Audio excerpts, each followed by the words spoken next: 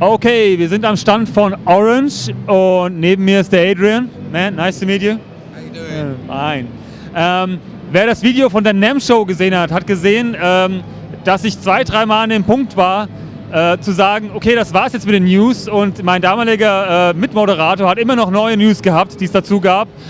So Adrian had just told the people that I was at NAMM Show, and a colleague of you showed me all the news at the NAMM Show, and it was news. So you got a lot of new stuff.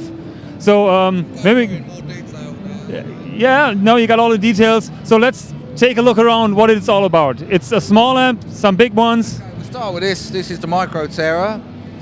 This is a single tube Class D output stage, which is 20 watts.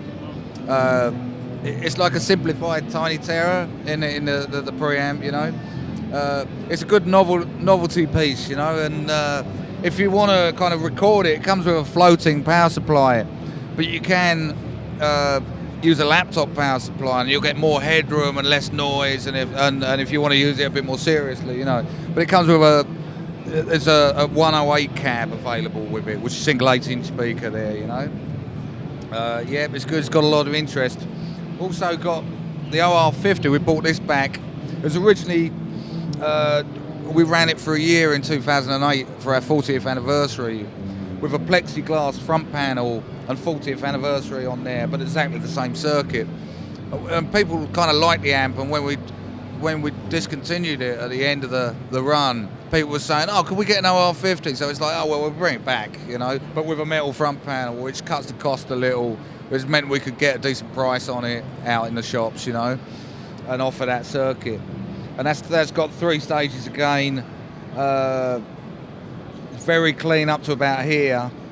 The HF drive control is a filter up to the white area, after which negative feedback kicks in, giving a massive treble boost the higher the volume is. You know, this volume is also foot switchably defeatable, so you can, with a foot switch, you can kind of go from there to there for solos and stuff. You know, it gets a substantial amount of gain when you know, with available there, but it also, you know, it's got a massive range. You know, most of the Orange amps have that. It's turned up simultaneously in several places. You know, or down. You know. Basically, it's a 1-channel amp or a 1.5. That's a single channel amp, but you got obviously the foot switch to do that, you know. Let me translate it. Also es ist ein Einkanaler, ganz klar, wo man hier hochdrehen kann. Gain, das eigentliche Gain wird hier über den Filter geregelt, und dann kriege ich Sustain hier hinten oben drauf. Ich kann aber das Volume hier über 2 Stufen schalten. The foot switch is included? No, it's a separate single. Any latching foot switch will switch it though. Also es passt praktisch jeder Fußschalter rein, den es bei uns auch natürlich im Laden gibt. Und das hier ist ein Teil, was praktisch jetzt wiedergekommen ist. Es gab es 2008, was the last year. Originally, yeah. It was our 40th anniversary. Also der 40 Jahre Anniversary Amp war das damals. Und jetzt ist er wieder mit einer neuen Frontplatte, eben jetzt Metallfrontplatte, das ist dann etwas günstiger. Und when is the time when it's coming up? Oh, these are shipping now. We've been shipping these since NAMM. You know. Okay. They're selling well, you know.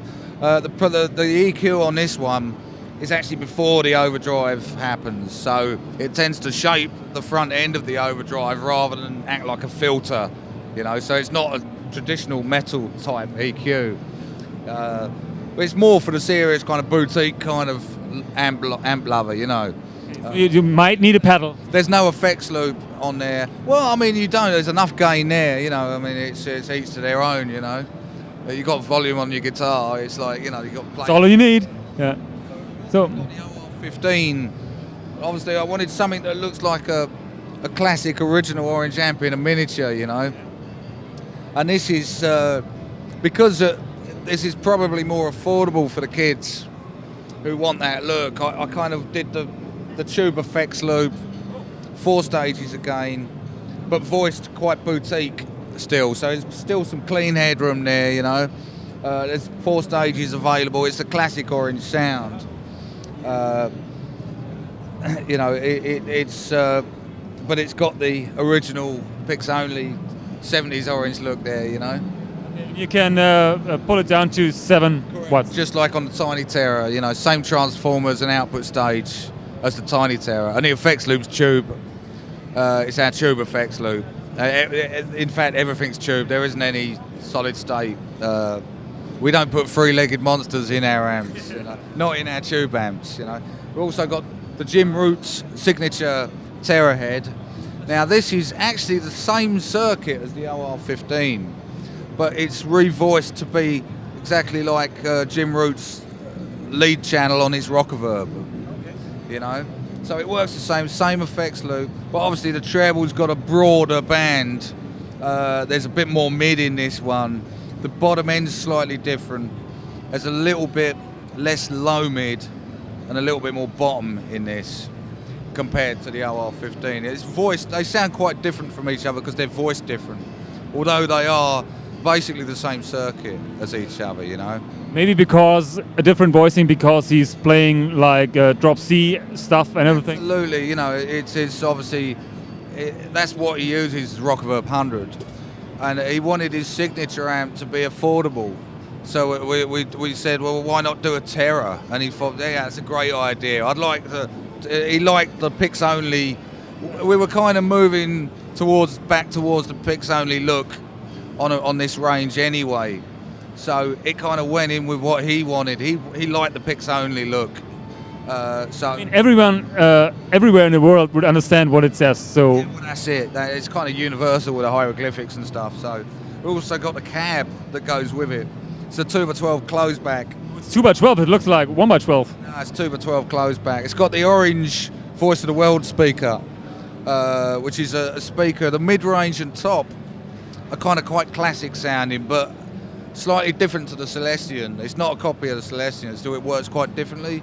But the unique thing is the way the bottom end plays and how fast it is, especially when you're working a power amp. Whereas the Celestion will slow down a bit and get a certain spring. This actually speeds up. It's quite a unique response. So it's kind of got the vintage sound, but it's got something unique that happens in the bottom end, you know. And an almost Al Nico-like top end, quite musical, tear to the top end. It's a great sounding speaker, you know. Okay, just to tell the people, for all those who don't know who Jim Root is, Stone Sour und natürlich Slipknot-Gitarrist, ja, und seit Ewigkeiten Orange-User. He's playing Orange for years and years now. Playing with Rockaverb hundreds for quite a few years now, yeah. Und jetzt eben auch sein Signature-Top, und er wollte das so, dass es ein kleiner ist und eben kein Rockaverb, sondern er wollte den kleinen, damit ihr es euch leisten könnt, ja. Okay, what's next? So over here we've got this is like an example of, you probably wouldn't fit this box on the chassis, you'd probably fit it in the wood, just mount it on the wood down the side, but just so that people couldn't take it, I kind of put it on there, just to show how the harness goes in and how easy it is to fit. There's just two ground connections there, and these go between the tubes and the chassis, you know. And what this does is it keeps your amp biased correctly at all times, no matter what output tubes are plugged in. Automatically, or do you have to? Automatically. It takes care of that for you. It's like having a little tech inside your amp that's like keeping everything running sweet, you know. You can, I mean, on a 100 watt amp, this is a 200 watt amp, but on a 100 watt amp, where you can use like different tetrodes, you could have two 6L6s, two L34s, and have the mixture of and it will know, and it will adjust to 35 milliamps per tube, or you know, KD88. Yep, yeah, that's right. That you just plug them in, and it will adjust. Next time you power it up, it'll run a diagnostic and pull it into match. Okay, you buy this unit, you connect it to your amp. Yeah, any 100 watt amp. It's set up for a generic 100 watt setup, 35 milliamps. But there is software that can be used to change it. It's very easy to do. It has an interface with an RJ45 here, and it runs on Mac, OS X, and Windows. What's the other one? Windows, yeah, right. You know, so you know, it's available for both. You know, the software. So, but it comes 35 milliamps per tube, out of the box, out of the packaging. Yeah. So you don't have have to have an orange amp. It runs with the other. Most 100-watt amps are fine with that. That's a good place to start. Some people might like to tweak it a bit. Some people might like it colder. Some people might like it hotter. You know, within a couple milliamps. You know, but it's the starting point for the average 100-watt amp out there. You know, that's could go in any amp, even amps that don't have bias control of any kind. You know, not mentioning any names, but there are a few out there. You know, for the first time, you can actually have your amp that doesn't have a bias control actually correctly biased and matched. Okay. So it's quite a good management system. It's called the OV4. Okay, also OV4, so um es richtig zu übersetzen, ist praktisch ein kleiner Techniker, den ihr immer mitnehmen könnt. Ihr kauft diese kleine Kiste, ihr schließt es an unter die Röhren, die ihr einsetzt, und es überwacht euren Amp, euren Tube-Amp. Wir reden hier nur von 100 Watt Amps und da ist es völlig egal, ob ihr ein Orange oder jeden anderes Fabrikat habt. Es überwacht, ob die Röhren in der richtigen Spannung laufen. Das heißt, der biast den Amp von alleine. Und das Witzige ist, man kann wirklich hingehen und kann sagen, ein EL34 Amp kann ich auch mal einfach eine EL430 rausnehmen, wenn mir eine hochgegangen ist. Das passiert ja leider ab und zu und auch immer häufiger. Und macht zum Beispiel eine KT88 rein. Und diese Kiste matcht dann praktisch das Konfetti wieder genau so, dass euer Amp richtig läuft. Damit kann man Spielereien machen, verschiedene Tubes miteinander kombinieren. Aber vor allen Dingen ist es dafür da, dass der Amp eben immer richtig auf der richtigen Spannung gebiased ist und immer den optimalen Klang rausholt. Ja? Also schöne kleine Kiste für Leute, die viel unterwegs sind und es nicht erlauben können, dass ihr Amp ausfällt. Es erweitert natürlich auch die Lebensdauer von eurem Tube-Amp. Ja? Okay. Just to have a small translation for that one, because that's a cool thing for guys who play a lot of gigs. And it can, you know, if you've got a vintage amp or something, there's no modification. Yeah, you just like, obviously you're going to have bolts on the chassis.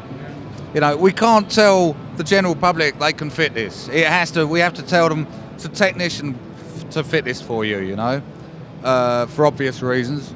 But literally, if you have an earth connection, which all amps do, on the chassis, you can do it your own. Yeah. It takes you should not, but 5 minutes. Okay. So what's next? Okay, we've got the compact 4x12. 4x12, which is slightly smaller. Oh yeah. Yeah, the compact. It's coming out of China. So it's all plywood. Slightly lighter in weight. The Chinese ply weighs a bit less than the British 18mm birch. And we've also got the orange Voice of the World speaker in this as well, but obviously the 16 ohm versions. So it's got that unique kind of sound, you know. It's different to the Celestion. We still use the vintage 30, the real vintage 30 Celestion in there, you know. But as an alternative, it works really well to grill cloth, this speaker, you know. It's very direct sounding, but still has all the vintage sweetness, you know. And the playability at high volume levels is quite impressive. So it's not just a more affordable version, it is a smaller version just for smaller stages. Absolutely, for people who kind of, you can lift it on your own. Just about, you know, it's a lot lighter because of the wood, you know. But that's not a bad thing. It will sound different with the lighter wood. But that's one man's treasure is another man's poison, you know. It's horses for courses. It's an alternative. We didn't want to do a cheaper 4x12 that sounded the same as our regular 4x12. Let's do an alternative thing, something slightly different, you know. Now, some people might prefer that. Some people might prefer the vintage 30 fitted full size. But it will take a 100 watt top. Oh yeah, it's a 240 watt cab. They're 60 watt speakers. It's a lot of headroom. Yeah, it's fine. Yeah, same as the vintage 30, same power as the vintage 30, but it's not a copy of the vintage 30 in any way. Okay. Cool, man. That's a lot of news, and I think I'll take one of these little tiny ones for my office right now. Man, thank you very much for the news. Have a nice messe. Thank you, mate.